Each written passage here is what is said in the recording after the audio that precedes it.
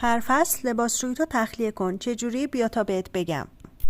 پایین لباسشویی دریچه از یه سینی بذارید زیرش، بعد درش آروم باز کنید.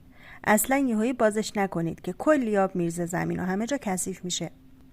وقتی که آبش کاملا تخلیه شد با دستمال پاکش کنید، داخلش رو تمیز کنید، بعد لوازمش هم بشورین.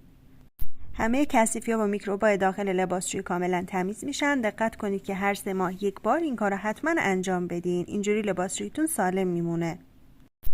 برای از بین بردن بوی بد لباسشویی و جرم‌های زیر لاستیک فقط کافیه که زیر لاستیک لباسشویی جوش شیرین بریزید و رو کمترین تایمش قرار بدید و اجازه بدید شستشو رو شروع کنه.